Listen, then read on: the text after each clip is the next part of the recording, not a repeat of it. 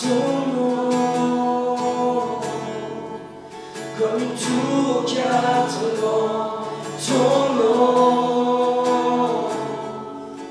nous renfort à chaque instant, ton nom, tous les peuples entonnent un chant, car aucun autre nom n'est plus grand que ton nom.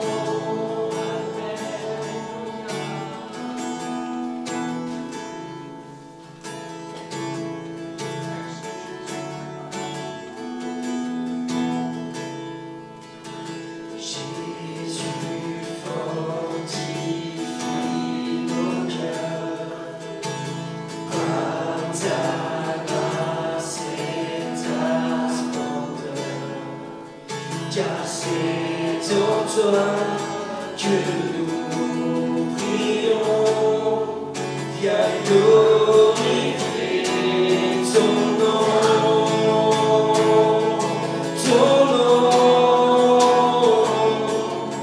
comme une tour qui a ton nom, nous renfort à chaque instant, ton nom.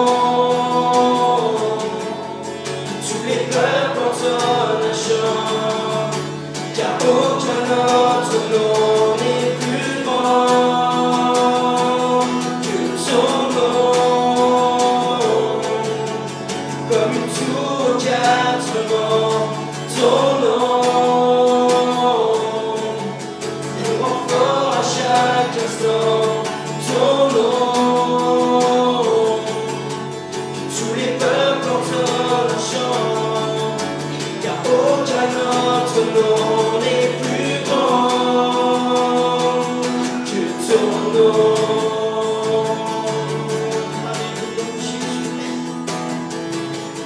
Ton nom.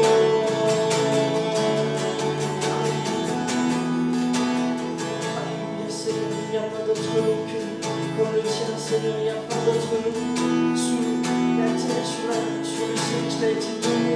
C'est ton nom, Seigneur Jésus, qui est merveilleux, qui toute autorité t'a été donnée. Sois élevé, glorifié ce matin. Alléluia, tu as la gloire, l'honneur ce matin, oui, Jésus. Ton nom.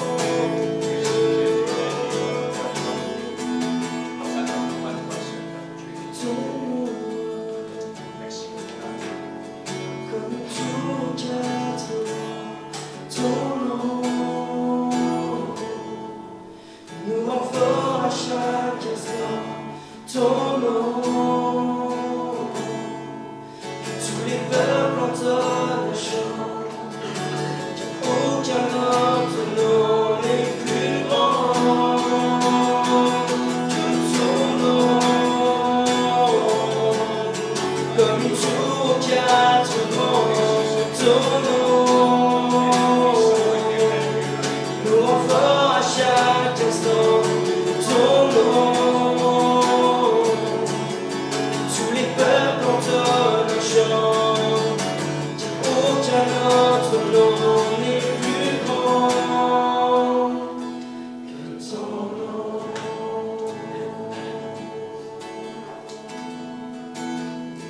Que ton nom.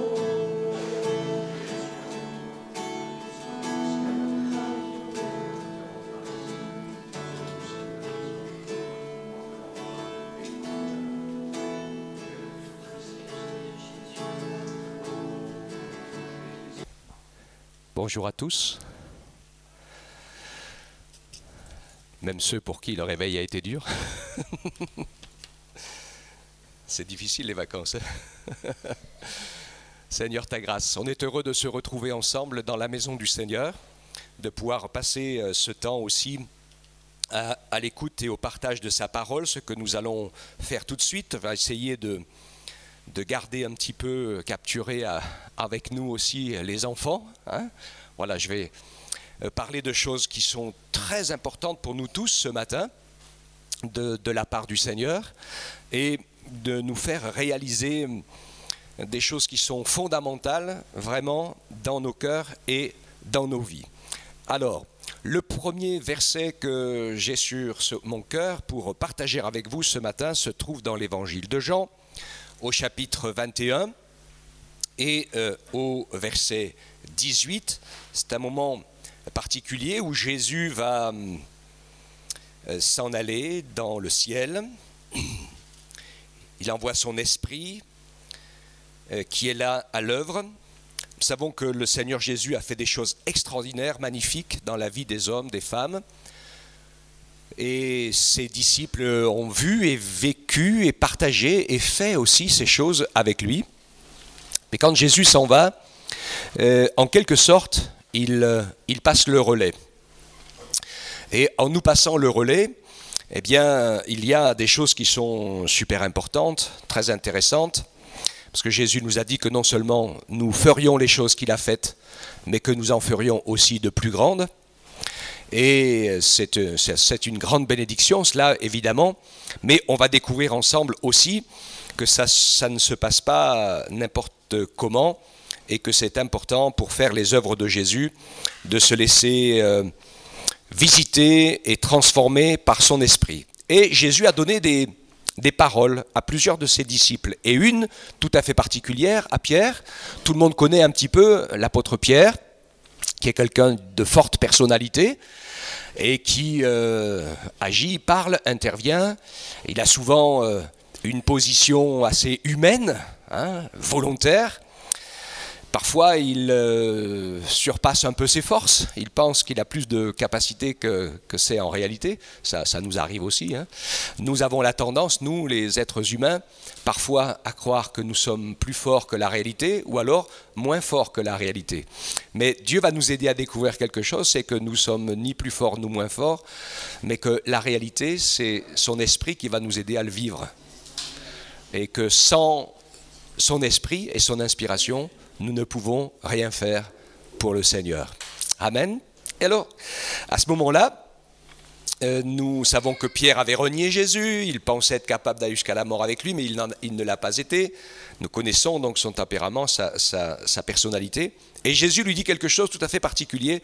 Et ça fait plusieurs semaines que j'ai ce verset sur mon cœur.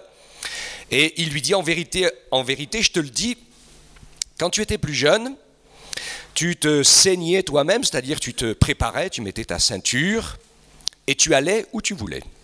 Mais quand tu seras vieux, tu étendras tes mains, un autre te ceindra et te mènera où tu ne voudras pas. Alors, je vais essayer d'extraire quelque chose pour les plus jeunes et pour les plus anciens que nous sommes. Et tout simplement en disant qu'il est important pour nous de réaliser que Jésus est notre sauveur. On est d'accord avec ça, Il a offert sa vie en sacrifice pour nous sauver et pour expier nos péchés et nous réconcilier avec le Père.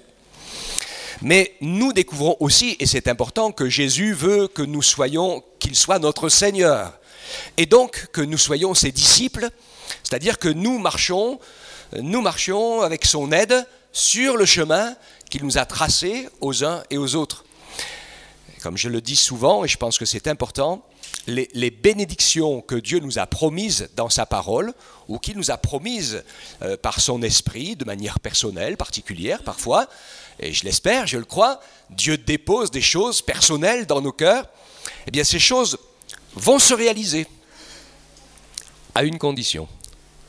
C'est que nous restions sur son chemin pour que nous soyons au bon endroit, au bon moment, avec les bonnes personnes. Sinon, ça ne se réalisera pas. D'accord, Et je crois qu'il faut qu'on soit bien au clair là-dessus, sur ces choses-là, et que nous puissions être confiants dans ce que Dieu a mis dans notre cœur. Mais comme je le dis souvent, et vous le savez, si vous êtes un petit peu de la terre ou si vous faites du jardin, que pour avoir des belles plantes et une bonne récolte, eh bien, il y a une promesse. Vous mettez de la terre, vous mettez des plantes et vous mettez de l'eau, et normalement, ça pousse. Normalement. Hein? Mais si en ce moment vous posez la plante sur la terre, dure comme elle est, et même si vous arrosez, ça ne va rien donner. On est d'accord? Hein? Qu'est-ce qui est clé dans ce domaine-là? Eh bien, il faut que la terre soit préparée. D'accord? Hein, les enfants, est-ce que vous avez planté des plantes déjà? Des graines? Oui. Vous ne l'achetez pas comme ça, hein, dans votre cour. Il faut préparer la terre. Ok? Alors, l'idée dans la parole, c'est que la terre, c'est comme notre cœur. Et donc, la parole de Dieu, les bénédictions de Dieu, les promesses de Dieu poussent dans un cœur qui ressemble à la bonne terre. Je ne vais pas vous faire la prédication des 4 terrains ce matin, mais finalement, ça le rejoint directement. Et donc, ce terrain, puisque nous avons tous le cœur pécheur, nous avons tous le cœur dur ou égaré, et notre cœur, il va être travaillé. Et c'est ce que Jésus veut faire en nous demandant de devenir ses disciples. Il va nous demander d'accepter son école. Il ne nous oblige pas. Mais si nous voulons entrer dans le chemin que Dieu nous a tracé, et si nous voulons voir les bénédictions que Dieu nous a promises, alors il nous faut nous mettre à l'école de son esprit. Découvrir la manière dont l'Esprit de Dieu travaille. Alors je vais voir avec vous un petit peu la liste des apprentissages de base. La première chose que nous découvrons, c'est l'amour de Dieu. Cet amour de Dieu nous emmène à la repentance. Alors je pourrais faire presque une prédication sur chaque titre, mais notez-le vous, revenez-y et regardez. Hein, parce que vous verrez que la repentance, c'est un état d'esprit. Ce n'est pas juste une fois en disant « Ah oui Seigneur, je ne croyais pas en toi, je ne t'aimais pas, je ne te suivais pas, j'étais perdu, je regrette, je te demande pardon et maintenant je vais vivre et marcher en croyant en toi. » Il y a beaucoup de gens qui sont comme ça, hein, de athées ou de religieux. Ils ont écouté l'évangile, ils ont compris que c'était la vérité et ils ont décidé de suivre l'évangile. Mais c'est toujours eux qui conduisent la voiture. Ok ? Ça ne marche pas. Si vous voulez que ça marche, il faut apprendre à laisser le volant au Seigneur. Découvrir l'amour de Dieu, la repentance, le pardon du péché, de nos péchés. Ensuite, dans les apprentissages de base, le Seigneur va nous apprendre l'amour fraternel, l'amour du prochain, le pardon des offenses, le service de Dieu et la gestion des injustices. Et, dernier point, mais les choses vont ensemble, hein, la construction en nous du caractère de Jésus. La construction en nous du caractère de Jésus, c'est vraiment l'école de l'Esprit de Dieu. Première chose, comment le Saint-Esprit travaille? Vous avez remarqué que le Saint-Esprit est venu à un moment donné bien précis et clair. Le Saint-Esprit est descendu sur Jésus. On se rappelle comment? Qui c'est qui se rappelle? Voilà, hein, sous la forme d'une colombe, il est venu, tout le monde l'a vu, la forme de l'Esprit descendant sur Jésus, sous la forme d'une colombe pour se manifester. Et c'était là quelque chose de très intéressant parce que c'était la manifestation de la Trinité de Dieu, présent et agissant, la voix du ciel, qui dit « Celui-ci est mon Fils bien-aimé, écoutez-le ». L'Esprit de Dieu manifesté sous la forme corporelle de la colombe et Jésus qui est là au sortir de l'eau du baptême et donc de l'obéissance. Comment le Saint-Esprit est-il descendu avec puissance sur les disciples réunis? Ça vous dit quelque chose? Comment? Dans la chambre haute, il s'est manifesté avec des flammes de feu, hein, comme un feu qui s'est séparé, qui allait sur la tête de chacun et qui s'est manifesté de cette manière tout à fait particulière. Alors, moi je trouve une nuance très importante, c'est que Jésus était sans péché. Donc Jésus sans péché, c'est pas difficile, hein, que le Saint-Esprit entre en lui, c'est naturel, ça se passe tout seul, parce que Jésus est venu pour être parfaitement et complètement soumis à l'Esprit de Dieu et ne faire que la volonté de Dieu. Vous savez, je vous l'ai dit, Jésus s'est bien gardé de faire quoi que ce soit de lui-même pour ne pas agir en tant que Dieu créateur tout-puissant, mais rester pleinement homme et donc être parfaitement soumis à l'Esprit et à ne faire que ce que Dieu lui demandait par l'Esprit et avec l'Esprit. pour nous montrer que c'était possible pour nous aussi, d'être remplis de son esprit et de faire les choses que l'Esprit de Dieu veut et d'accomplir sa volonté. Alors, pas de problème, l'Esprit descend sur nous. Nous savons que quand l'Esprit vient sur nous, il y a deux problèmes. Un gros blocage, c'est qu'avant le sacrifice de Jésus à la croix, nous étions pécheurs.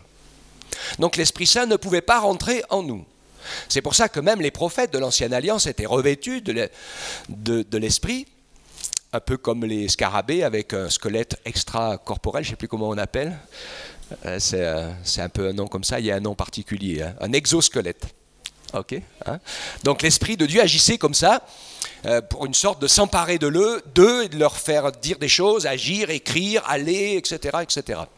Mais tout change à partir du moment où Jésus est mort et ressuscité. Quand Jésus est mort et ressuscité, il a expié nos péchés. Et tous ceux qui se tournent vers le Seigneur Jésus, qui croient en lui et qui l'aiment, et qui lui demandent le pardon et qui reçoivent le pardon des péchés, alors le Saint-Esprit peut entrer en nous. Alléluia, c'est un grand changement révolutionnaire. Notre corps devient le temple du Saint-Esprit. Ok, c'est plus un exosquelette, mais c'est un ami fidèle et tendre qui vient avec nous, qui vit en nous et qui prendra, et écoutez bien, et qui prendra en nous la place que nous lui donnerons. Sans s'imposer, rarement. Parfois il le fait, parce qu'il y a vraiment quelque chose de très très important à faire et il ne peut pas laisser passer. Donc il va nous pousser très très fort, mais c'est vraiment parfois. Ce n'est pas son habitude. Ce que l'Esprit de Dieu veut, c'est que nous puissions vivre les choses en les aimant, en les comprenant, en les désirant. Et ce matin, donc, je vais vous parler de cette construction du caractère de Jésus, qui est l'esprit de la croix. Éphésiens 4, 30 nous dit « N'attristez pas le Saint-Esprit de Dieu par lequel vous avez été scellés pour le jour de la rédemption. » Je ne sais pas si ça vous arrive, de temps en temps, moi ça m'arrive, c'est important de demander pardon au Seigneur, à son esprit, pour l'avoir attristé. Ça vous arrive parfois d'attrister l'Esprit de Dieu?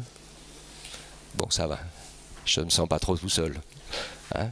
Mais c'est vrai, il y a des moments, hein, on réalise que finalement l'Esprit nous poussait dans certaines directions, il nous avait avertis, nous avait prévenus, mais on n'a pas voulu, on n'a pas tenu compte. Et donc, il ne s'est pas passé ce qui était prévu. L'Esprit Saint n'a pas l'habitude de contraindre. Il nous laisse libres. Donc, nous avons la liberté de dire non à la volonté de Dieu. Ou de dire oui. Non seulement nous en avons la volonté, mais nous en avons aussi le pouvoir. Nous pouvons faire la volonté de Dieu, ou nous pouvons ne pas la faire. C'est ce dont Jésus parle quand il parle de porter sa croix. D'accord? Alors, je prends une petite parenthèse pour parler un petit peu aux enfants. Écoutez-moi. Écoutez-moi parce que c'est quelque chose d'important. Je vais vous encourager à être instruit, à apprendre. Lequel d'entre vous sait conduire une voiture? Regardez-moi là. Tu sais conduire une voiture, toi? Non. Mais tu vas apprendre, hein? Pas tout de suite, mais bientôt. Lequel d'entre vous sait lire? Ah, ça c'est déjà bien, hein? Est-ce que vous avez su lire tout seul? Tout seul? Non, mais c'est pas ça que je veux dire. C'est-à-dire, tu dormais la nuit, tu vois, puis un matin, tu te réveilles, hop, tu ouvres un livre, ça y est, je sais lire. C'est comme ça que ça s'est passé? Non, il a fallu apprendre. Et la musique. Il y en a qui font de la musique aussi, hein. Et voilà, hein. On se réveille pas un matin en étant super génie de la musique. Même si Dieu vous a donné ce talent, vous allez être obligé de beaucoup travailler. D'accord? Est-ce que vous êtes d'accord avec moi, les enfants, que rien ne s'obtient sans travailler? Ok?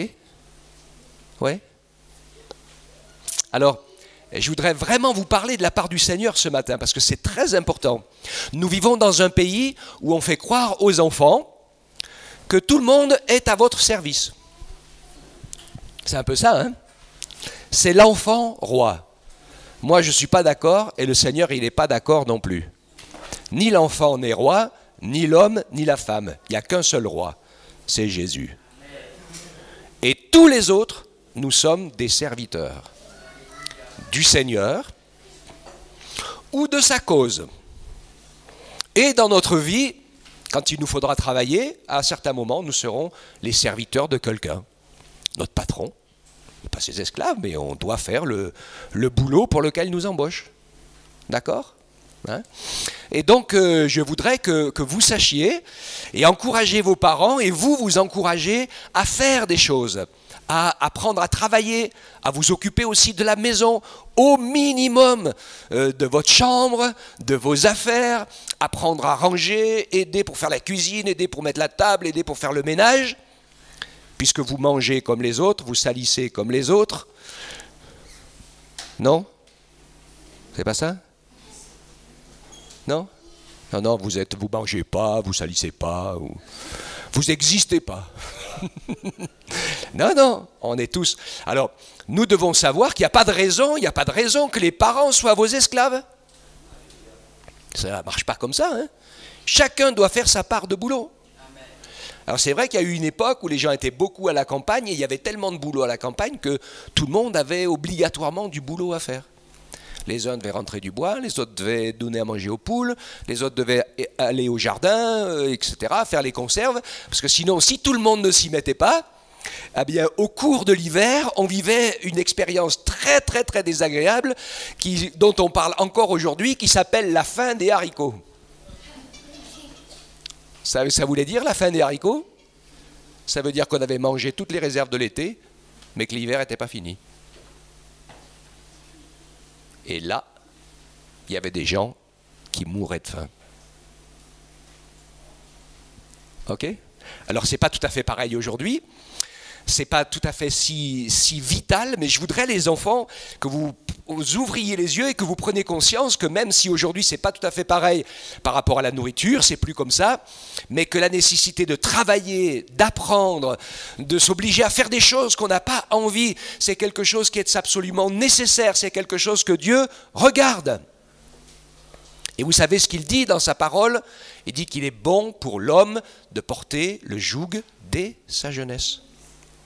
Parce que ce n'est pas à 20 ans que vous allez apprendre à travailler. Si vous n'avez pas appris avant. Hein?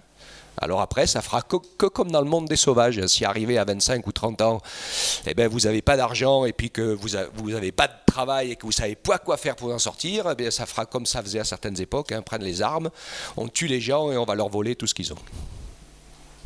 C'est comme ça que ça se passe, hein, même dans certains endroits. Et donc, ce n'est pas la volonté de Dieu. Hein. Ce que Dieu veut, c'est que vous appreniez.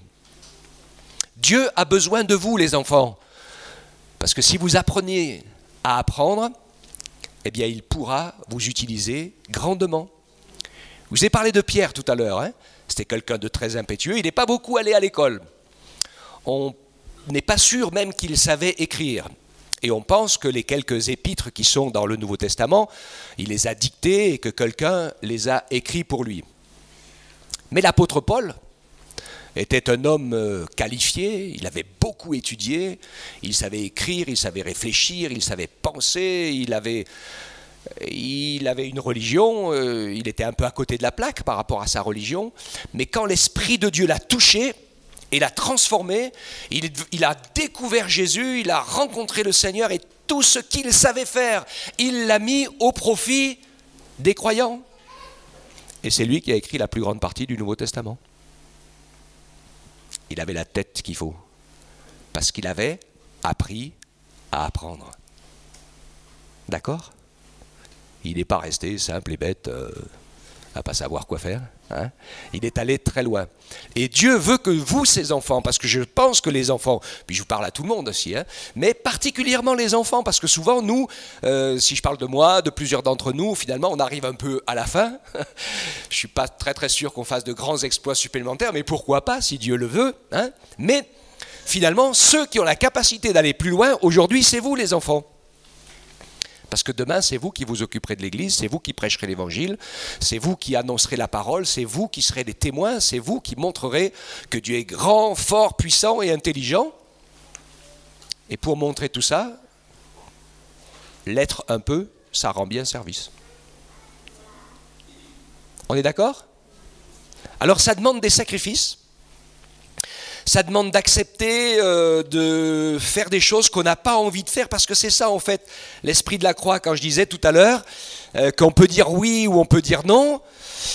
Et je félicite vous parents qui vous obligent à faire, même si parfois vous dites non, hein, parce que vous apprenez à prendre sur vous et à faire les choses même si vous n'avez pas envie.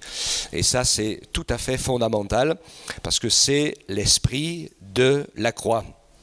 Dieu va nous encourager dans l'apprentissage donc de ces fondamentaux. Donc j'ai appris croire que Dieu nous aime, vivre une vraie repentance, c'est-à-dire savoir que nous avons besoin d'être inspirés par Dieu pour faire sa volonté, sinon on n'y arrivera pas. C'est ça la repentance, hein. C'est plus ça que de demander pardon pour ses erreurs faites. Parce que si vous ne saisissez pas l'esprit de la croix, vous allez passer toute votre vie et tous les jours à faire comme les religieux le font, à demander pardon pour les erreurs que vous faites tous les jours. Mais ça serait bien d'arrêter d'en faire un peu et de commencer à se laisser inspirer par l'esprit pour faire autre chose que des erreurs.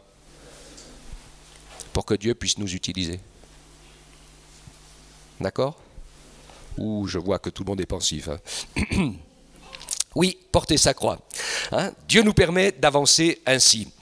Et il nous permet de le glorifier. Premier apprentissage, bien sûr, qui est celui du pardon. Je ne vais pas vous lire, mais vous connaissez la première prière que Jésus nous enseigne. Pardonne-nous nos offenses, comme nous nous pardonnons aussi à ceux qui nous ont offensés. Avec cette explication, Jésus donne la prière sacerdotale, mais il ne donne qu'une seule explication. Sur tout ce qu'il a dit, hein, notre Père qui est aux cieux, etc., la seule chose dont il explique, attention, il dit, car si vous ne pardonnez pas aux hommes vos offenses, votre Père non plus ne vous pardonnera pas les vôtres. Ok? Donc là, on s'aperçoit qu'il y a un point clé fondamental sur lequel Jésus revient. Et puis nous lisons ce texte que je vous ai cité tout à l'heure de Luc 9, 23. Il est dans les évangiles, mais dans Luc, il y a une particularité, parce que ça nous parle du service de Dieu. Jésus dit à tous, si quelqu'un veut venir après moi, qu'il renonce à lui-même, qu'il se charge chaque jour de sa croix et qu'il me suive. Alors j'ai choisi Luc, parce que c'est dans l'évangile de Luc le seul endroit où il est écrit chaque jour. Parce qu'avec les autres, peut-être on pourrait se dire qu'on pourrait se charger de sa croix une fois de temps en temps, quand ça ne nous dérange pas trop. Hein? Mais nous découvrons ici quelque chose qui est tout à fait important. Le fait de se charger de sa croix, ça veut dire quoi? C'est quoi la croix de Jésus? C'est le seul endroit où Jésus ne voulait pas aller. D'accord? Mais c'est aussi le seul endroit où il savait qu'il fallait qu'il aille. On est d'accord avec ça? On sait à quel point il ne voulait pas y aller. Parce que c'était affreux. Hein? Lui, le Fils de Dieu, éternel, sans péché, se retrouvait tout d'un coup avec tous les péchés de la terre sur lui et le jugement de Dieu et la mort. C'est complètement antinomique, c'est une véritable folie. Mais Jésus l'a fait par amour pour nous, et ça veut dire ici que sa volonté personnelle, à un moment donné, est morte de chez morte. D'accord ? Et on le voit dans le jardin de Gethsémani où c'était tellement dur qu'il en a transpiré des grumeaux de sang. On pense que pour en arriver là, il faut faire pratiquement une attaque cardiaque. Et où là, c'était tellement lourd, tellement difficile, mais où il dit « Non, Père, pas ce que je veux, mais ce que tu veux ». Et c'est cela, bien sûr, l'esprit de la croix que nous voyons expliquer. Et Dieu veut nous encourager ici à marcher et pouvoir nous laisser entraîner dans son service. Alors c'est vrai que ce matin, par exemple, il fait chaud et la plupart d'entre nous, on aurait tous été mieux de rester dans notre lit, évidemment. Hein. Mais j'espère que ce n'est pas uniquement un sacrifice, parce que moi je sais qu'à certains moments c'est un sacrifice de dire je sais que je veux être agréable à Dieu, alors je fais l'effort de venir pour lui être agréable, pour lui plaire, etc. Et je prie vraiment parce que le résultat des choses quand on accepte la croix, c'est que finalement, à la fin, il y a quelque chose qui se transforme, c'est qu'on découvre que de faire la volonté de Dieu, même quand c'est contre notre envie, notre pensée et notre nature, ça nous procure une force intérieure, une paix extraordinaire. D'accord ? Parce que Dieu n'est pas simplement celui qui veut nous contrarier pour nous contrarier. Est-ce que vous êtes d'accord avec ça ? Ce que Dieu veut, c'est que nous réussissions à mourir le plus possible à l'attraction de ce qui est charnel en nous. C'est-à-dire, je ne vais pas dire péché ici, parce que péché, on dit c'est désobéir. Mais quand je dis charnel, c'est-à-dire notre nature humaine qui n'a pas envie d'aller là où Dieu veut que nous allions. C'est comme ça, hein. Naturellement, notre nature, elle n'a pas envie de dire oui. Mais on découvre que si on laisse l'esprit faire, eh bien cela va procurer en nous quelque chose de formidable.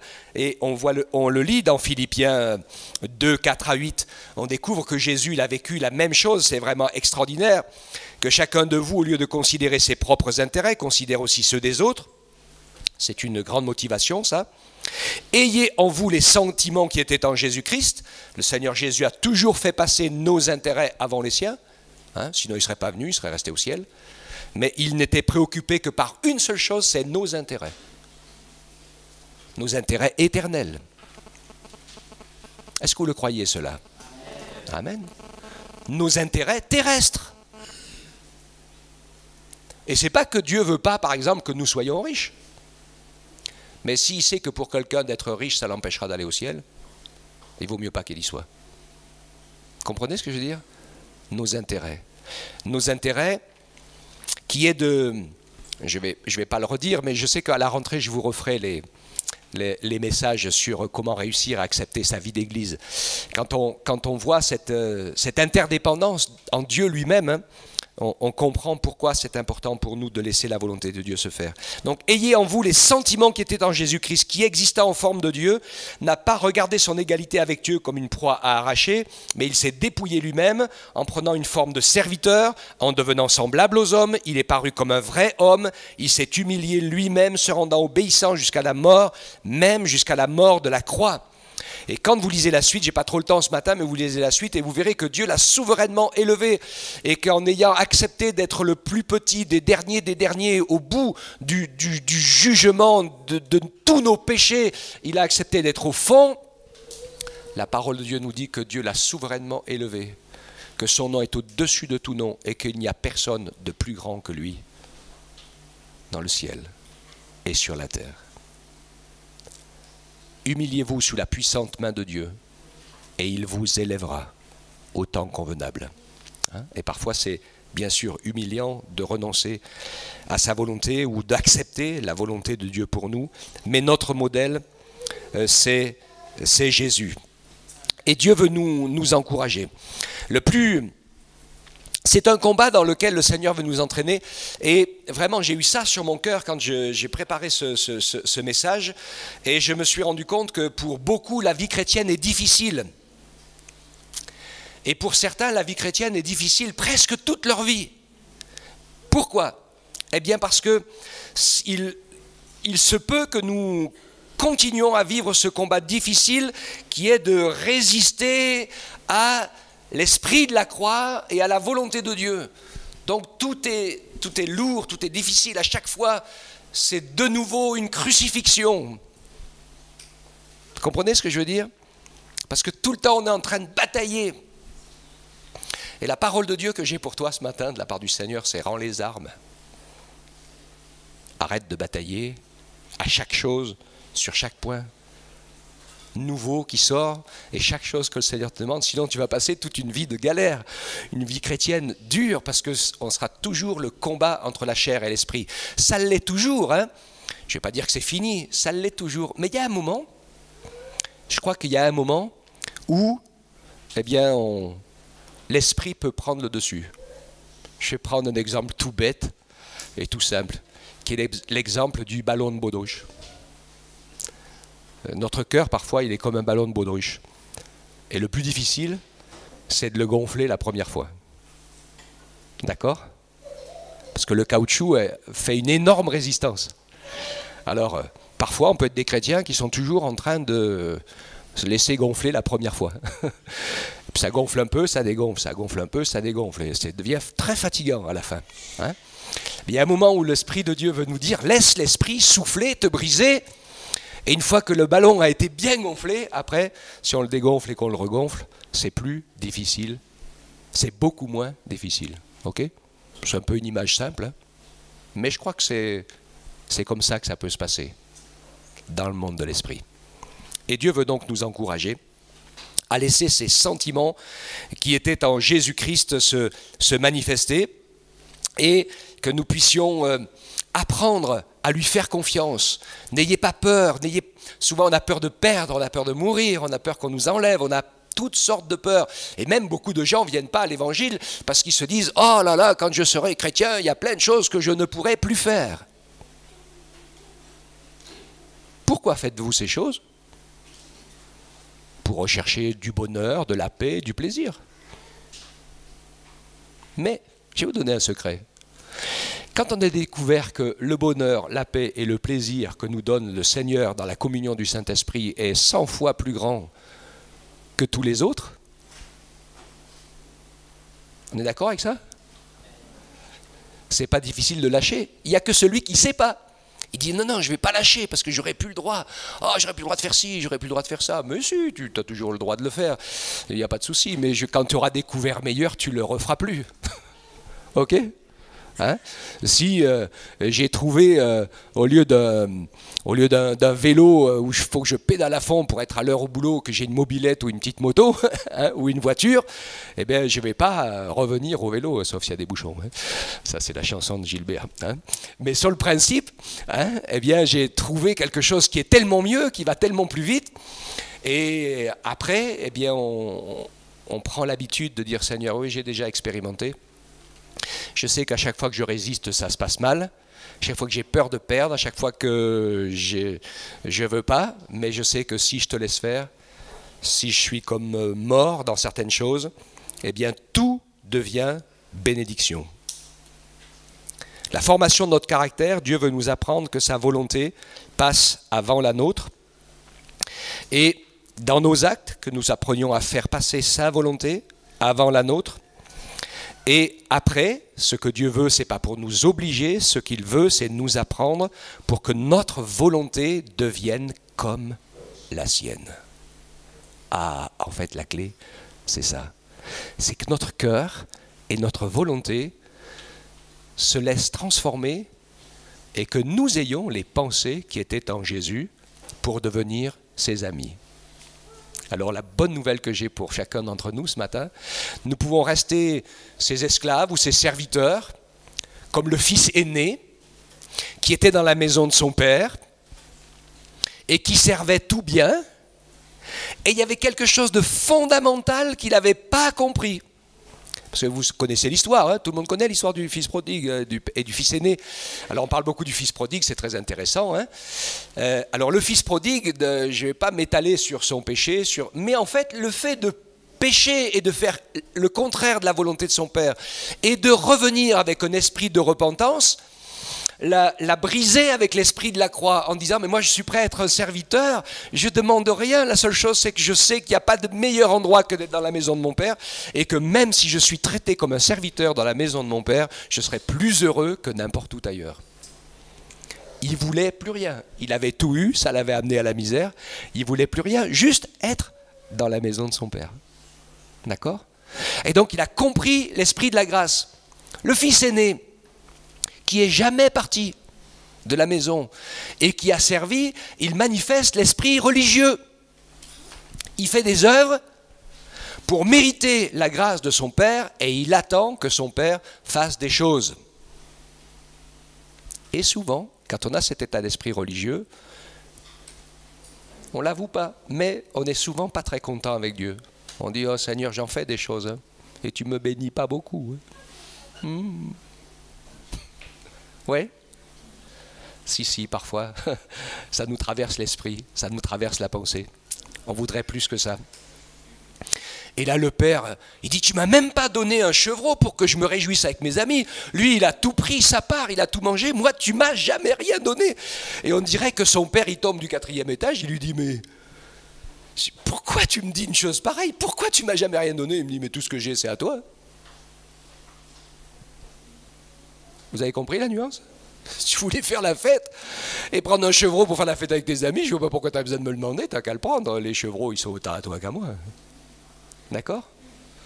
Et souvent, hein, nous, on fait des choses et on attend que Dieu nous bénisse, alors que le Seigneur veut simplement qu'on laisse son esprit faire en nous, et qu'en laissant son esprit faire en nous, en laissant la volonté de Dieu avancer dans notre cœur, nous allons nous retrouver à faire des choses qui nous bénissent, qui nous donnent la paix, qui sont dans le plan du Seigneur, et être appelés amis de Jésus, parce que nous allons commencer à penser comme lui, à agir comme lui, à laisser son état d'esprit se manifester, et tout va changer dans nos vies. Amen. Je vous le dis à vous qui êtes mes amis, ne craignez pas ceux qui tuent le corps. Après cela, ils ne peuvent rien faire de plus. Oui, c'est vrai que c'est allé loin. Pour Étienne, ils l'ont tué. Mais Étienne, ça ne l'a pas traumatisé apparemment. Hein? Il était dans la paix de Dieu avant, il était dans la paix de Dieu pendant, et il est parti dans la paix de Dieu. C'est impressionnant. Hein? Et il n'a rien revendiqué, même en plus en mourant, il a demandé, Seigneur, pardonne ceux qui me tuent. Ce qu'il a bien fait de faire d'ailleurs, parce que parmi ceux qui étaient en train de le tuer, il y avait le futur apôtre Paul. Donc ça a libéré une clé incroyable. Hein? Et donc c'était vraiment particulier, cette volonté de Dieu, et Dieu nous encourage à pouvoir ainsi le servir. Je terminerai avec cette dernière lecture qui est importante, c'est Jean 15, versets 9 à 15, pour que nous puissions saisir avec force cet état de la croix. Comme le Père m'a aimé, moi aussi je vous ai aimé, demeurez dans mon amour. Si vous gardez mes commandements, vous demeurerez dans mon amour, comme j'ai gardé les commandements de mon Père et que je demeure dans son amour. Je vous ai parlé ainsi afin que ma joie soit en vous et que votre joie soit complète. Voici mon commandement, aimez-vous les uns les autres, comme je vous ai aimé. Et il n'y a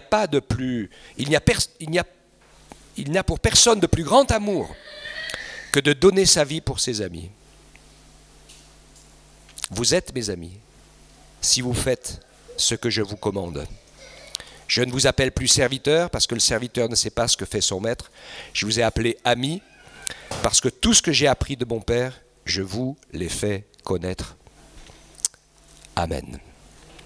Ce verset est vraiment particulier. Hein, et il nous encourage à suivre la volonté de notre Père Céleste, à nous laisser habiter par l'esprit de la croix, à ce que la volonté de Dieu, de son esprit, de ceux qui nous entourent, c'est ce que j'ai prêché un peu dimanche dernier, hein. Si quelqu'un veut ta chemise, donne-lui ton manteau aussi. Si quelqu'un veut faire 1 kilomètre avec toi, fais-en 2. Vous vous rappelez, hein? C'était ce que je disais dimanche. Celui d'avant. Oui, pas dernier, celui d'avant. Dimanche, on avait un invité. Hein? Et donc, le Seigneur nous montre cela. N'ayons pas peur de perdre quoi que ce soit, puisque nous avons trouvé le plus grand de tous les trésors. Nous avons Jésus, notre cœur a été changé, son esprit nous habite pour que la volonté de Dieu soit faite à l'intérieur de nous. Nous n'avons rien besoin de plus, parce que nous avons tout pleinement en lui. Et Jésus va nous aider à lui donner tout. Ce n'est pas qu'il veut prendre les choses. Et moi, j'ai vécu combien de fois dans ma vie où le Seigneur me demande ce que tu as, donne-moi-le.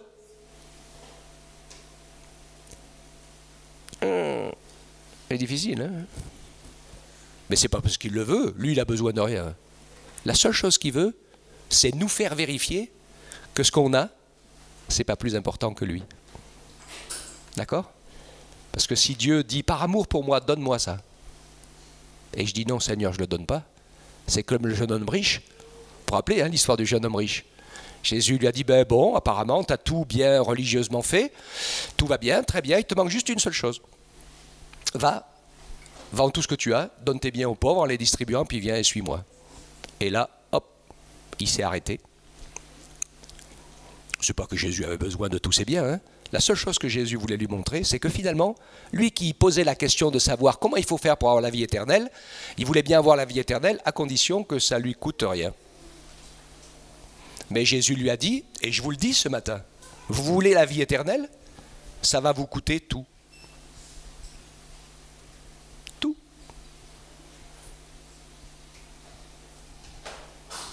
Bon, après, Dieu va tout nous redonner. Pierre, il disait à Jésus, mais qu'est-ce qui va se passer, nous? Parce qu'il disait, c'est difficile, un riche d'aller dans le royaume des cieux. Mais on comprend, il dit, nous, on a tout laissé pour te suivre, Seigneur, on a tout laissé. Et il n'y a pas de souci. Il dit, je peux même vous le redonner au centuple sur la terre, si je veux. Et ce que je dis, c'est que le Seigneur ne veut pas nous priver. Ce que Dieu veut, c'est couper tous les liens qui nous empêchent de mourir à la croix, à côté de Jésus. D'accord? Et ça, c'est le chemin dans lequel le Seigneur veut nous entraîner pour le servir. Amen. Je pense que dans le culte de louange et d'adoration, on le vit aussi, parce que j'aime beaucoup insister. Moi, j'aime pas que le culte se transforme en réunion de prière. On a une réunion de prière pour ça. Hein? Mais j'aime qu'on prenne du temps pour se retrouver, pour qu'il n'y en a qu'un seul dont on parle et dont on s'occupe, c'est Dieu. De l'honorer, de le célébrer, de le servir, de lui rendre gloire, de lui donner vraiment la première place, d'ouvrir grand son cœur pour que dire au Seigneur, je veux que toute la place de mon cœur soit remplie par toi. Alléluia. C'est important, c'est fondamental d'apprendre à venir à Dieu pour l'adorer sans rien avoir à lui demander. C'est une expérience essentielle qui permet à l'esprit de... Et nous, on ne va rien lui demander, mais lui, il va nous donner. Hein. Parce qu'il va déposer, l'Esprit de Dieu, c'est comme une mère, hein, il enfante, il dépose toujours des choses en nous. Et plus nous serons ouverts, et plus il va déposer des choses en nous. Que Dieu nous bénisse ce matin, pendant ce temps de louange et d'adoration ensemble.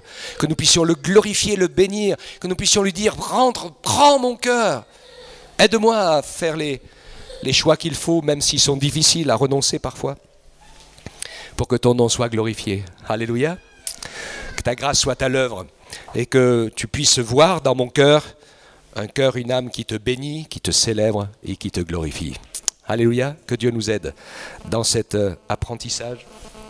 Et je repense à Pierre. Hein, oui, nous devons apprendre, nous allons apprendre à aller là où on n'avait pas envie d'aller, à faire ce qu'on n'avait pas envie de faire, à dire, etc. etc. Hein, Pierre, tu étais jeune, tu faisais comme tu voulais, tu allais où tu voulais, tu faisais ce que tu voulais. Mais maintenant tu es plus vieux et il va arriver un moment où c'est quelqu'un d'autre qui te dira ce que tu dois faire et tu iras là où tu ne veux pas aller. Et c'est vrai que Pierre est mort en martyr, on le sait. C'est sûrement pas là qu'il voulait aller. Hein. Mais voilà, Dieu l'avait voulu ainsi. La plupart de ses apôtres sont morts en martyr et donc il n'y a pas échappé non plus. Hein. Que Dieu nous fasse la grâce de pouvoir le servir et de ce que sa volonté soit toujours et devienne de plus en plus la première en nous. C'est pas naturel, hein, c'est un combat. Mais Dieu va nous y aider. Et déjà, en l'adorant, en prenant l'habitude, dans notre prière, avant de... soyons pas des... Souvent, hein, on prie, et puis la première chose de la prière, Seigneur, bénis-moi, Seigneur, fais ceci, Seigneur, fais cela, Seigneur, tu vois mes problèmes, tu vois mes bagarres, tu vois mes ceci, tu vois mes cela. Quand on se tient dans la présence de Dieu, ce que nous enseigne la prière de notre Père, c'est que ton nom soit glorifié. D'abord, on vient dans sa présence. D'abord, on l'adore, on le glorifie. On lui donne sa place de Seigneur, on lui demande sa volonté, on s'engage pour le servir, pour qu'il nous inspire, pour qu'il nous conduise. Puis après, s'il nous reste un peu de temps, on peut toujours lui demander de faire quelque chose pour nous. Ce n'est pas un problème. De toute façon, ce qu'on a besoin, il le sait déjà. La seule chose qui se passe, c'est que nous, souvent, on ne sait pas ce que lui veut. Et c'est ça qu'on a besoin d'apprendre. C'est ça l'essentiel. Que Dieu soit béni. Amen.